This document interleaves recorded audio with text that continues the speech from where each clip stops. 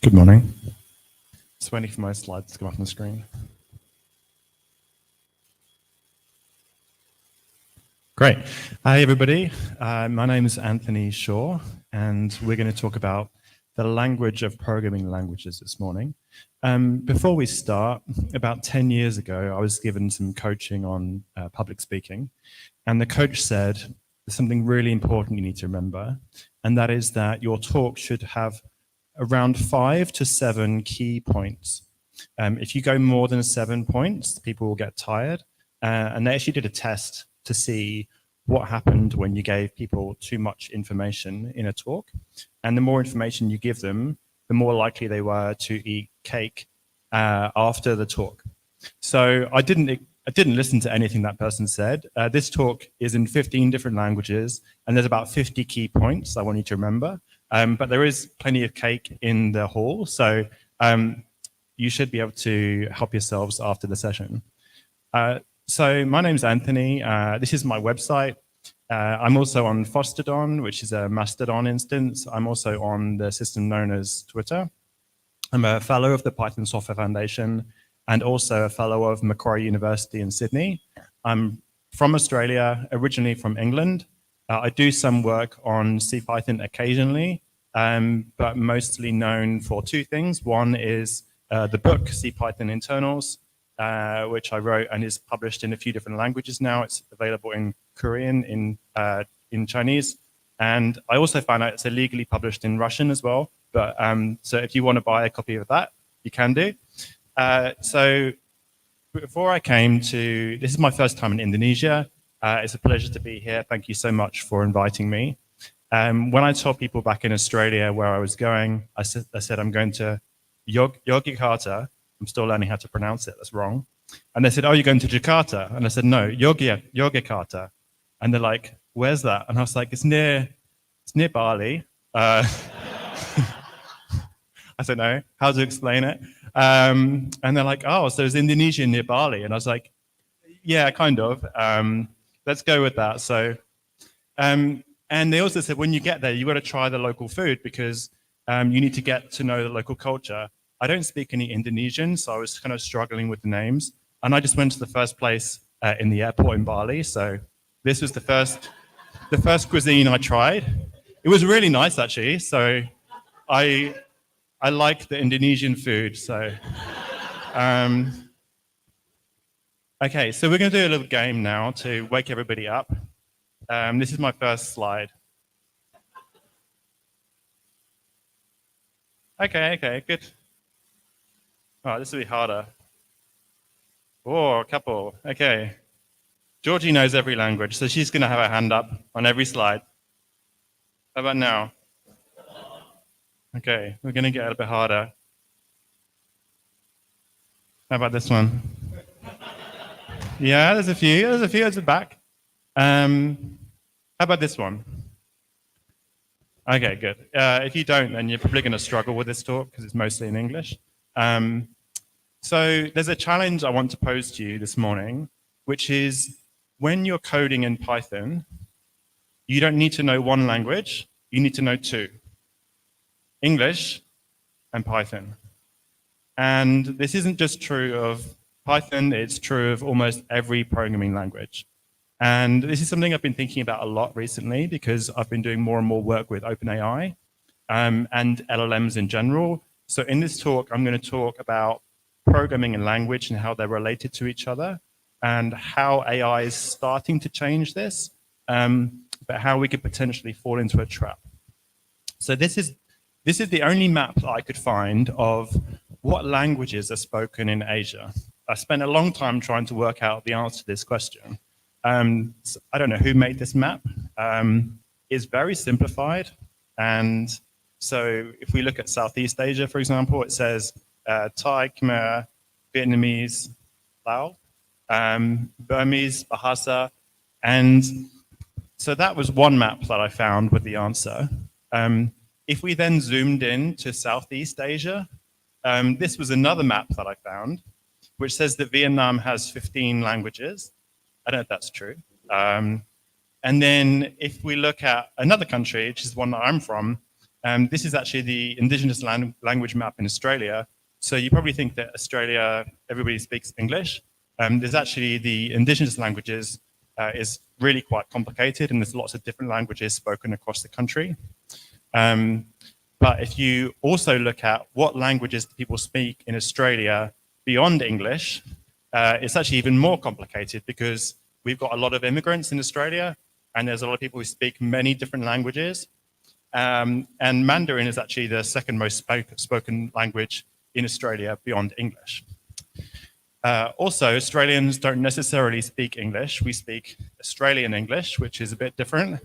So I'm going to give you a quick lesson in Australian English. So we use the word mate a lot, which has 4 different meanings depending on how you say it. So mate is either friend, it's mate, like, are you sure, is a question. Mate is like, congratulations. And mate is, I don't like you.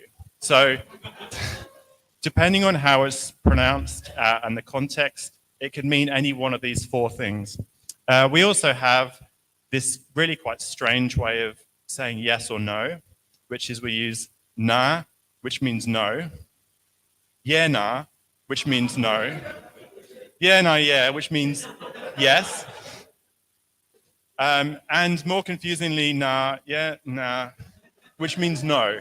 Okay, so the easy way to work it out is to add up the number of yeses and nos, and then the one with the most is normally the meaning, depending on the context. So I also tried to find out some information. So where are programmers from? This pie chart is from the Stack Overflow survey from 2023. And it says that the United States of America is 20-something% of developers in the world, okay? And I looked at this data and thought, okay, it's not surprising there are a lot of developers in the US. Germany second, I started to question that one. And especially India after Germany, I really thought, I don't believe this. This seems wrong. And if you ask Google how many developers are there in the world, it will say around 30 million. And in its sources, it cites this survey. So one of its main sources is this survey. So, I mean, is that really true? China, in that survey, had 657 responses. I think I know more than 657 developers in China. Indonesia had 351 responses in that survey. Is nothing. This channel on Telegram has 225,000 members. So the survey from Stack Overflow, I don't think is a representative sample of developers. It is often used as a way of saying, okay, most developers are in the US, most developers speak English, but the survey data they're using is incorrect. So my first point today is don't believe demographic data from platforms which are only in English. So if I went to, in Australia, and I went to the local pub and say, raise your hand if you like beer, and everyone in the pub raises their hand, and then I say 100% of people that I asked love beer. But like I'm asking people who are already in the pub, who already drink, you can't extrapolate that data and say that's representative. So something else I want to kind of pick up, which is, we're going to talk about this a bit more, but what if we could have more local language programming experiences? So what if we could work in an environment where when we're learning to code or we're coding, we don't necessarily need to be fluent in English? And I've been trying to work out what other data do we have to see where programmers are from. Some data that I found internally in Microsoft, I looked at VS Code. So VS Code's popular. I think it has over 150 million installations. So over 150 million people have installed VS Code.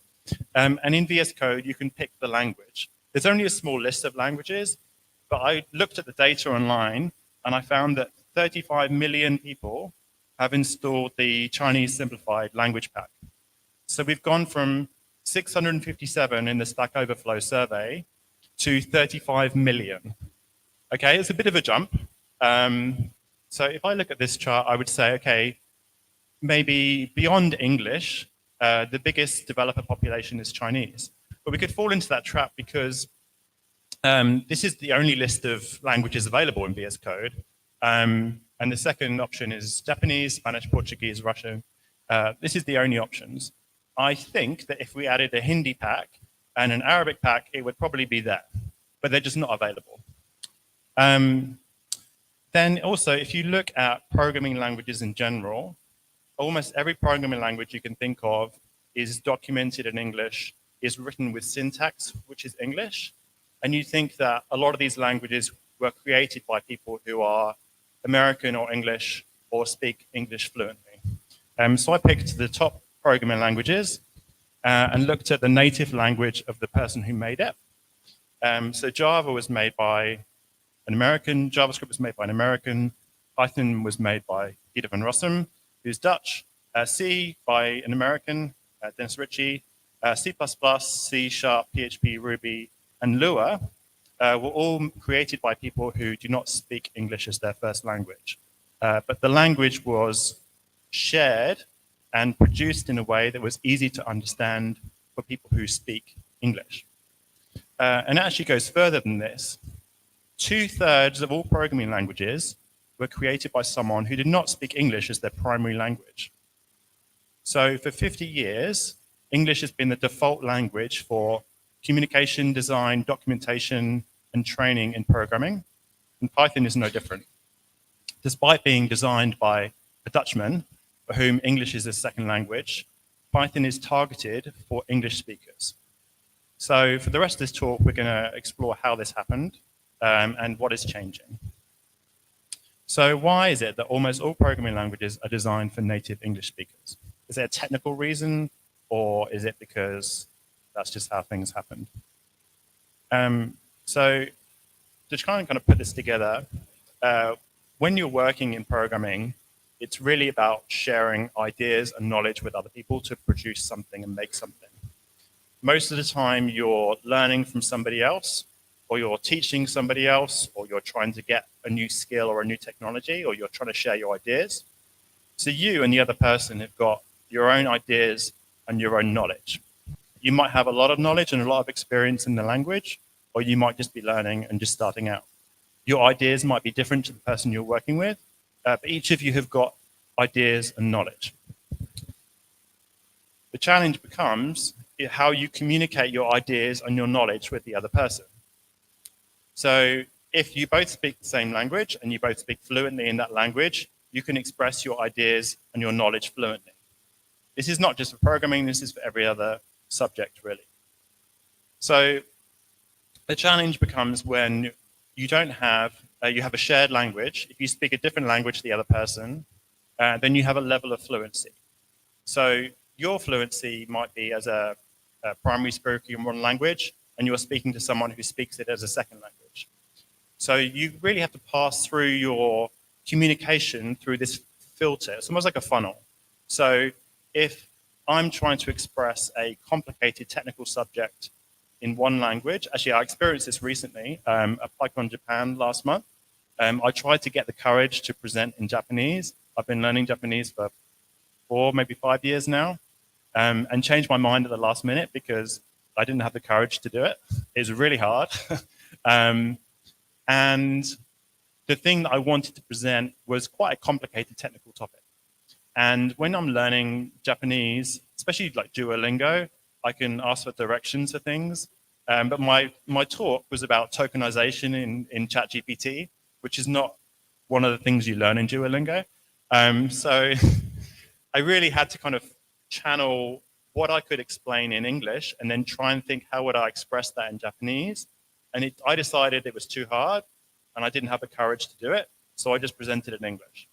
Now, the audience were mainly Japanese speakers who speak English as a second language. So for them, they then have to try and understand the same topics. One of the issues with this model is that the person for whom doesn't have the fluency, then really it kind of shadows their knowledge and experience and their ideas behind this fluency. And I think it often leads to a misinterpretation that the person that you're working with doesn't know as much as you. And they do have these ideas and this knowledge, but it's all got to go through this sort of funnel of fluency. And if it's vice versa, so if neither of you are fluent in the shared language, then it is really difficult to express ideas and communicate. So the current solution to this problem is that since translation is hard, expensive, and easy to get wrong, English is the most spoken language in the world. So let's just use English as the standard in computing. That's basically been the solution for the last 50 years. Now, I say English is the most spoken language in the world. The majority of people in the world do not speak English. So I think yes, it is the most widely spoken of all the options, but most people in the world do not speak English. The vast majority speak it, if they do, as a second language. So kind of falling onto this system where we just use English for everything has actually basically created this barrier between who can express knowledge and ideas and contribute to technology. So how can a programming language have a spoken language? I picked this at random. This is a PEP. If anyone's familiar with the PEP process, it's really how ideas are presented in Python. So in Python 3.13, we have a new REPL. This concept was written up as a proposal, which is a PEP. And this proposal was written by Pablo Galindo-Salgado, Lucas Langa, Chandros Nicolaou, and Emily Morehouse. The proposal is in English. The whole discussion was in English. The way that you present ideas in the Python forum is always in English. Pablo is Spanish, Lucas is Polish, Chandros is Greek, and Emily is from the US. So of the 4 people who wrote the proposal, only one of them is actually a native English speaker. All of them speak very good English, but the idea was presented in English and the discussion was in English. So we basically created a barrier for people who are not native English speakers to present and propose concepts. It even goes further. So if you look in the Python documentation, these are the current options. I don't want to talk too much about this because I think some of the other keynotes are going to talk about this topic. But when you're learning Python, you want to understand what's happening in the language or the APIs.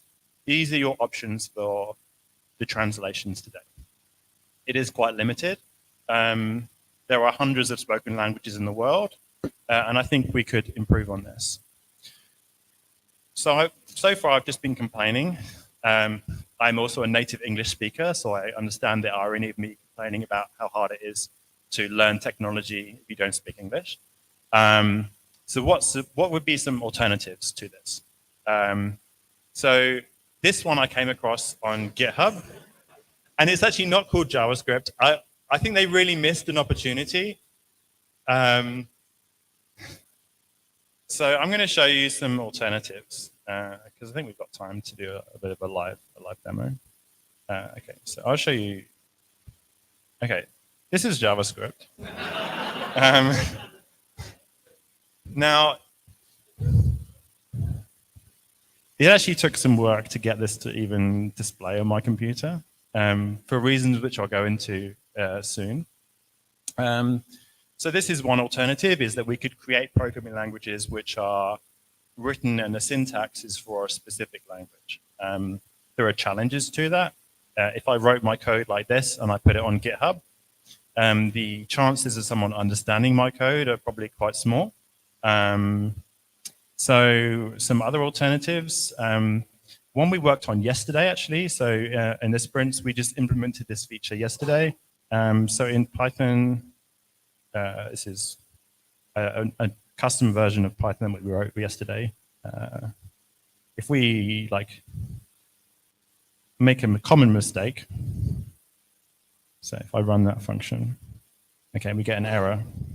If I try and divide that by 0, we get another error. Okay, so It's hard to do this in one hand.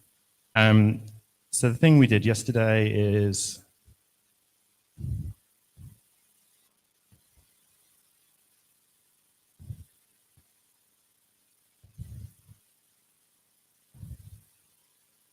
basically try and implement something like this. So if we did f equals 1, f dot add 5, then we could potentially, like I said, we only implemented this yesterday, so this is not part of Python. Sorry, I don't represent CPython. There'd be a whole long debate and bike shedding about this, but I think this is more accessible because, like, this object does not have this attribute. Those are quite technical terms, and if you could, especially take the most common errors and issues in Python and actually communicate those in the local language, I think it'd be easier for people to learn and to understand. So even just things like syntax errors, we were thinking, like, could you write those in Indonesian and actually request a spoken language when you're running Python? So this was another idea we talked about that I'd love to have available. And this is another option, which is, so this is Python. This is a very strange bit of code I wrote last year. So I can take this line and ask Copilot or any other LLM, what does this line of code do? I can ask it that question in Indonesian, and it will reply in Indonesian and explain the code in Indonesian. And I think this also is another way that we can, because that line in particular is a bit odd, like, why are you using an ampersand and what does that mean? Like, for a beginner especially, that's kind of complicated. So it explains the technical terms and what's happening in that code locally for me, which I think is a better approach and is a lot more accessible. Okay, let's switch back.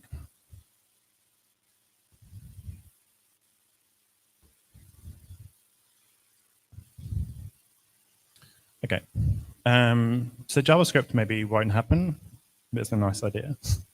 This could happen, I think, if enough people asked and really kind of pushed for this type of feature in Python, this could happen. So we also need to go back a bit and understand the language in the systems that we're using, because when you're working with text, okay, I'll go back to olden times to give you a bit of explanation. So in the 1830s, the first Morse code standard was created. This was used to beeps, basically to send messages. That kind of became telegrams, like not the app that you get these days, but the old version. But it was designed, I think, originally mostly used in British, and then there was an argument with the French and the Germans as to how certain letters should be created. So there was something called the International Morse Code in 1865. It was called the International one, but it only worked with the Latin alphabet. So it really was the continental Europe Morse code. In 1968, that model was basically kind of converted into something we call ASCII now, which is a standard for representing text and letters. And then in 1998, UTF-8 was accepted by the IETF.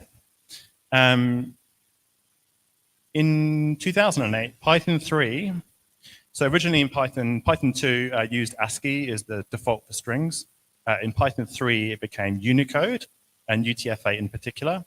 The first version of Python 3 came out in 2008, but the first useful version of Python 3 was 3.6. That was the first sort of stable one. That was in 2018. So the first kind of version of a programming language that works natively with different scripts in different languages was very recent. So like all things in history, that's one narrative. And when people say why it's hard to write different languages in code, they'll say, oh, because everything was in ASCII, and that really only works with like the Latin alphabet, so A to Z. And UTF-8 is a really new thing, and technology is only just keeping up. So like all things in history, it depends on who's writing the history. So actually, in 1854, the telegram codes for kana, so for Japanese, waben mos fugot, so that was in 1854. Ironically, it was actually designed by the Dutch and a Frenchman, and the first version wasn't very good. There was a telegram service between Tokyo and Yokohama, which by 1869, this was Chinese telegram code, but was done in 1881. And everyone talks about ASCII, but JISX, the 8-bit encoding for Japanese, actually came out the year after ASCII. So these systems have existed for a long time. It's just that we've defaulted to using ASCII because it was simple to do. ASCII is actually a terrible standard for modern computing because only 95 of the characters are actually printable. Most of them are for systems that don't exist anymore. So we shouldn't be using ASCII by any means. So I want to talk about Unicode just quickly because Unicode is the standard that everybody should be understanding and using. It's how we should be sharing text information. There's a lot of confusion with Unicode though because there are lots of different standards and a lot of the terms and the technology in Unicode can be quite confusing. So Unicode itself is governed by the Unicode Consortium. There's over 160,000 characters and 160 scripts, including some which are not that widely spoken, like hieroglyphics is part of the Unicode standard, as is emoji actually, which is quite cool. So each character is given a number. So this is something we call a code point. So for example, in Arabic, this particular character has a number. That's in hexadecimal, so 06A0 is that character. In Korean, Korean is a bit different because you normally have 3 components called the jamo. Is that right? Yeah. And so there are actually about 10,000 combinations of those 3 syllables. But each combination is then given a number. So that is the number. I actually don't know what this character means, but this is shared between, can be used in kanji in Japanese, or it could be used in Chinese as well. So this character is also given a number. And this character has a number as well. I don't know what that one means. It looks really cool. And the smiley with a zipper has a number. So Unicode is basically a database of 160,000 characters in like every written script and language in the world. And each one has a unique number. 160,000 is a lot. For anyone who knows binary, if you've got 8 bits, the maximum number you can get to is a lot smaller than 160,000. So basically we have an issue that you can't fit each one of those characters into an 8-bit system. Some languages also have special code points for composing things and typesetting. So for example, if you have right to left, like you do in Arabic, the writing goes the other way around, then you've got special characters which represent how it should be shown on the screen. So that's a very high level view of Unicode. The other thing I want you to remember today is the basic multilingual plane, or the BMP. This is super important because when we're talking about Unicode, this is, Unicode has sort of 160,000 characters, but this is the most important block. The BMP basically represents pretty much every commonly used script, and it can be used to share every written language, with a few exceptions, but this is sort of the most important one. So Latin, which is 010 up to 02, is used for basically all sort of Western European languages. We've then got things like African scripts, non-Latin European scripts. So Polish, for example, has some special characters. Middle Eastern and Southwest Asian scripts take up a few characters. South and Central Asian scripts. You'll notice there's like a huge section in the middle, which is for CJK. So like I said, Korean has 3 components, and there's 46 different JAMO, I think it is. but there's 10,000 combinations. So that takes up a lot of space. Chinese has got like 3,000 commonly used characters, but there's actually about over 10,000 different ones. So that takes up a huge amount of space. So the BMP is really how you would represent any text and characters. So if you zoom into this block here, you'll see sort of like this type of Javanese is actually in this A9 block. So the reason I mention the BMP is because I'm going to talk about UTF now. So UTF-8 is not actually 8 bits, like the name kind of suggests. And when developers ask which encoding should you use, UTF-8, UTF-16, or UTF-32, I see people often think, well, 16 has more numbers, so it probably can store more options. And if they're using a script which is not Latin, they maybe assume that you have to use UTF-16 because it can store more characters. This is not actually true. UTF-8 is either 8, 16, 24, 32 bits, depending on what the character is. UTF-8, 16, and 32 are actually competing standards, and they work in different ways. The most important thing I want you to remember here is that UTF-8 is the most commonly used one, and it is practical. It can store pretty much every character that you can think of, and it is now becoming the standard across all systems. So if you're given the choice between the three, UTF-8 should be your default. 16 and 32 have got lots of challenges. If you're mostly working with anything in the BMP or you're working with Latin, then it should be UTF-8. So in terms of sites on the internet, UTF-8 became the accepted standard around 2008. So all websites really have transitioned to be UTF-8. So UTF-8 is the accepted standard. It's backward compatible with ASCII, JSON, TOML, YAML, all the markup languages use UTF-8. Most text editors support it as a default. Most websites are UTF-8. Node.js, Go, Rust, Java use UTF-8 as their standard for storing strings. Python kind of does, so I'll just talk about that quickly. So in Python 3.6, by default, Windows would use UTF-8. In 3.7, UTF mode was introduced. So in Linux, especially if you're creating a Docker container and you didn't specify the locale for Linux, it would use ASCII, which is not a good option, like we talked about before.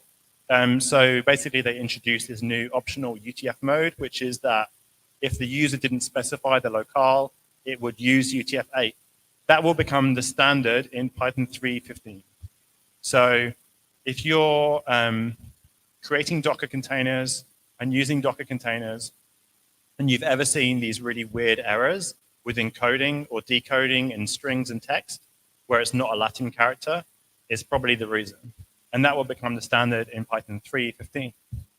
Okay, so a practical example of that is when you open a file like this in Python, what's actually happening is it's done two things that you couldn't see. One is that it's used text mode, but the other thing is by default, it's using UTF-8 as the encoding standard.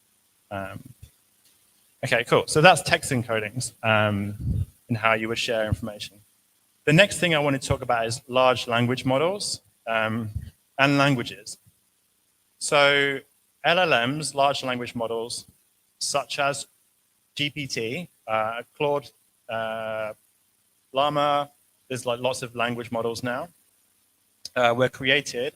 And there's a cute story about how they were actually made by accident because they were trying to create a technology that could easily translate from one language to another.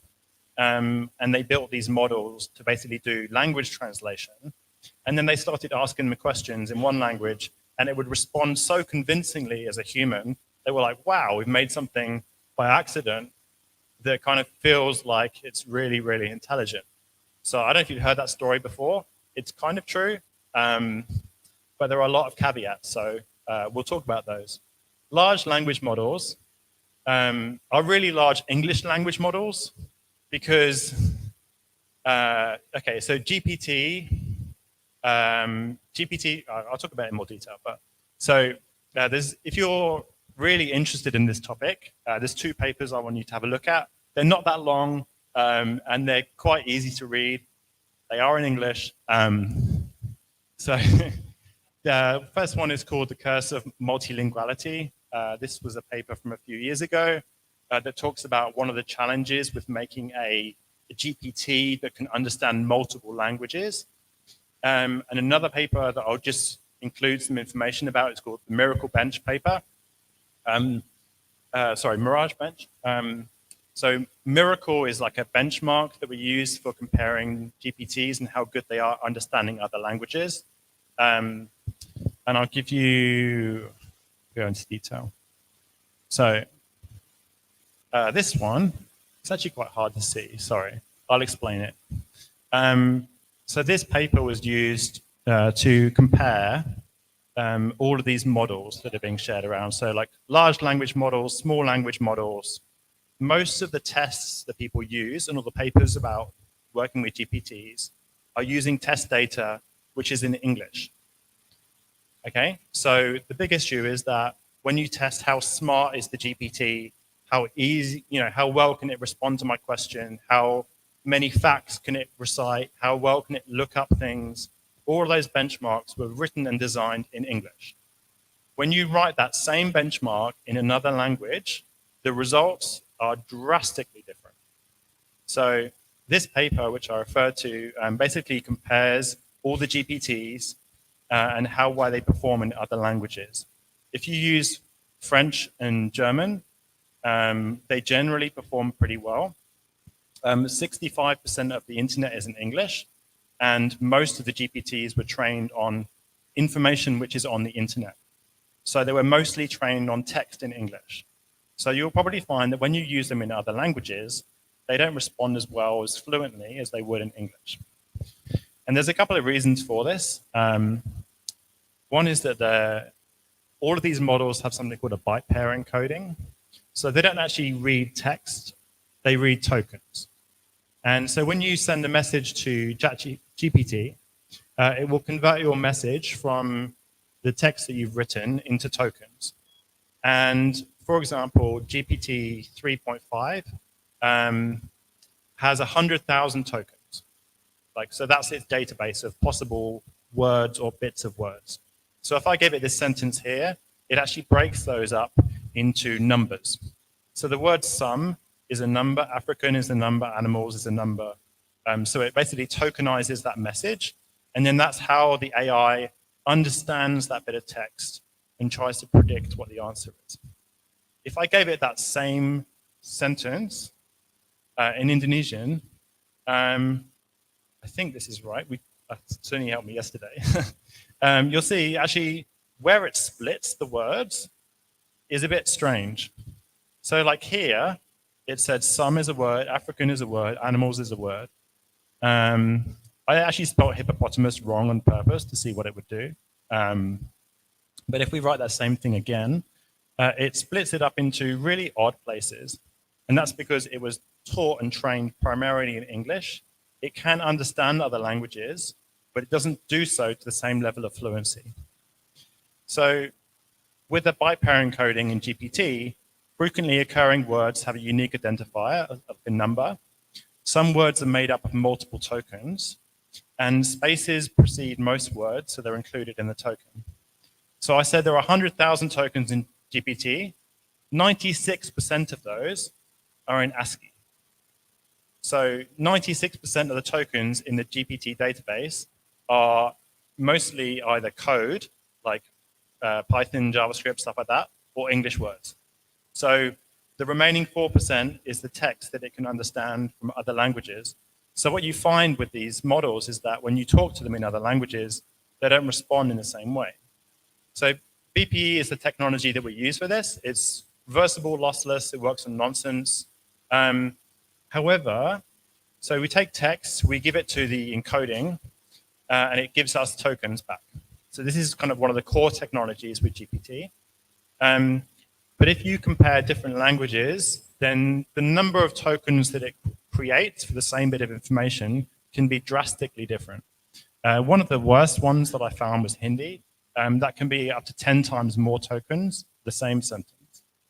The reason this is important is because when you're working with these models in a language which is not English, you will end up with more tokens. Its proficiency in that language is less, and often it actually costs more money. So this is something that they're trying to get around.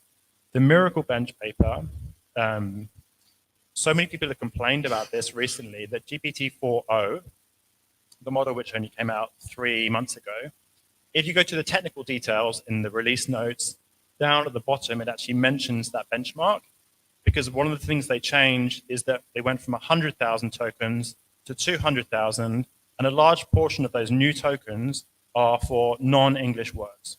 So they've actually dramatically extended that to work with other languages. So that's me complaining about GPT, but there are some uses for it with other languages. So for example, when you're doing translations, so normally if you go on like a website like translate.google.com or something like that, and you say translate from this sentence to this language, it will give you an answer. Its accuracy depends on like how much of the sentence you gave it. But GPT is better if you give it some context. So for example, I said, I'm writing an email to a colleague at work and want to introduce myself in Japanese. What would be a formal introduction that's friendly and encourages us to work together well? So this is context for the translation, instead of just saying, instead of writing an email in English and then saying, translate this, then if you actually give it the information about what you're trying to do, it will give you a much better translation. So this is what it gave me. I think this is fine, I don't know. I don't understand it. But if I just wrote the email in English, it would basically just literally translate the English introductions and the English culture and like English mannerisms about how you would communicate. So that's for writing emails. But for technical things like technical documentation, if you said to it, I'm writing technical documentation, here is the snippet in English, can you translate this to Japanese for me? It will translate that and use technical terms and technical language, because that's different. It's not just a literal translation. So GPT has some really practical uses for things like this. The other thing you can do is you can ask it to explain things for you. So in the JavaScript example, I asked it to explain what the code does, and it can give you explanations in your target language. So to recap, if you're not sure, use UTF-8. You don't need to understand all the standards. UTF-8 is not just 8 bits, it can store loads more than that.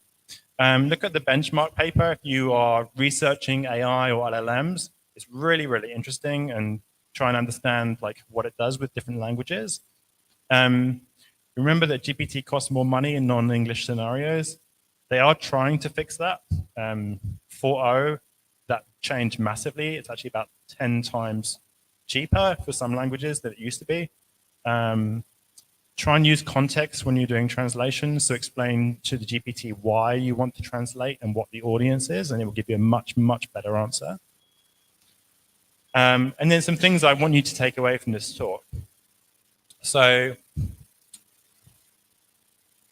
we, as a community, we need to encourage and develop communities that are inclusive of non-English speakers. And we're here today, so we're doing this already.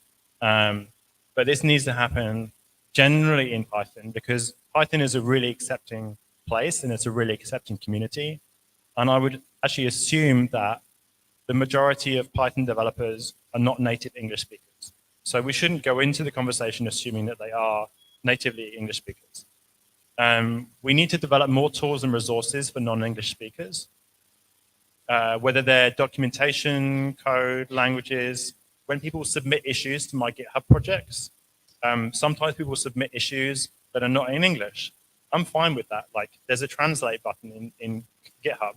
Like, if it's a really technical thing that they're telling me about, I'd rather that they use the language that they're fluent in to submit an issue and explain what their problem is, and then we can do the translation separately, rather than them trying to think, how do I articulate this in English, just because the maintainer is English. Use your native language as the primary language of communication in your projects if you're working with a team of non-English speakers. So if it's a group of you working, you all speak the same language, You can use that language for documentation, use that language for your projects. We need more stuff on GitHub, which is not in English, especially when it's for complicated technical topics. If it's easier and more fluent for you to speak in your local language, then do that. We have the tools now to do good translations back into other languages. And also, if you can support or contribute to projects that make programming languages more accessible to non-English speakers, like teaching Python, beginner code, stuff like that, I think that'd be really great. If you are an English speaker, try and learn a new language, please, so you can empathize with what it's like to have to put things through that filter, because it is quite different. And also, I think we will increasingly see more small language models and large language models that are actually designed for non-English languages. I've seen one for Korean, and this is one of the only ones I've found that is a language model which was trained, instead of 96% of the data being English, actually was 99% of the data was in Korean. And the model, surprise, surprise, was really, really good at working with and responding in Korean. I think we'll see more of those. I think it'll be great for the technology if we have that available. So yeah, some things to leave you with today. Thank you so much for listening. And yeah, hope you enjoy the rest of the talks today.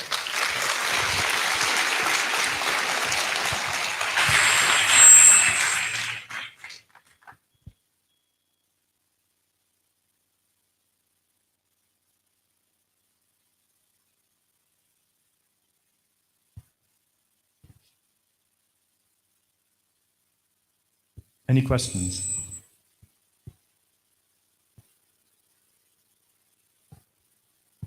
Okay, if you have questions, you can raise your hands, and maybe Mr. Cho will choose for how many questions, sir?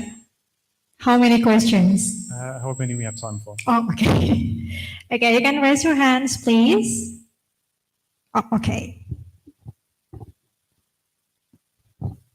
Thanks for the talk. You mentioned error message translation, and there were actually existing software that already does this, for example, some Linux distributions. But the other side of error message translation is sort of like localization also creates knowledge fragmentation, because information from both language cannot be searched easily from each other. So it's difficult to search for any solution of a given error message because it's in all sorts of different languages.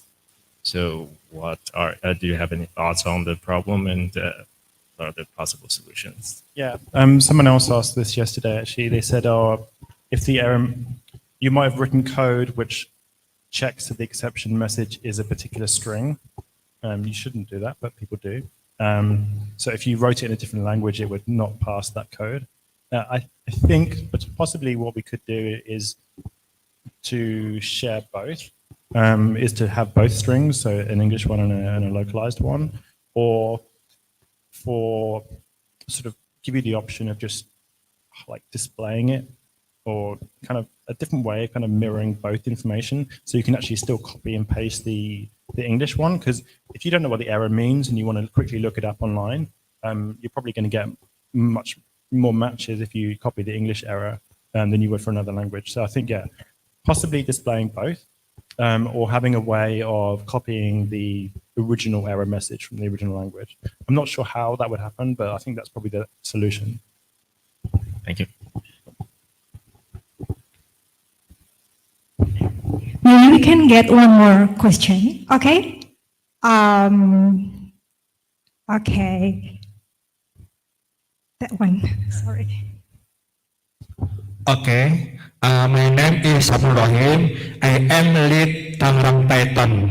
I have a question to you. I see you review Japanese script in Python. My question: how Python code can to regional script? Japanese. Thank you. So the question, how Python can be used for Japanese. Yes. If you're processing text and information that is in Japanese, the most important thing is that you specify the encoding. So to use UTF-8 at least, which will be the default in 3.15 anyway. So that's the most important thing.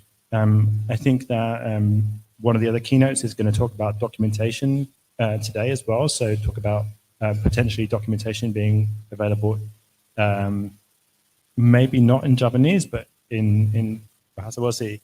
Yeah, I hope that answers the question. Because regional script meaning after Japanese, example Balinese script, Bataknese script, dan Minangese script. Thank you.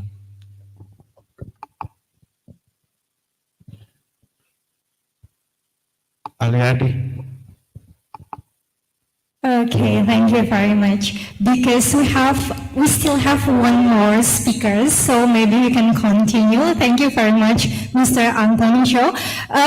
If you still have questions, maybe after this you can approach Mr. Anthony to talk more about his presentation. Thank you very much, Mr.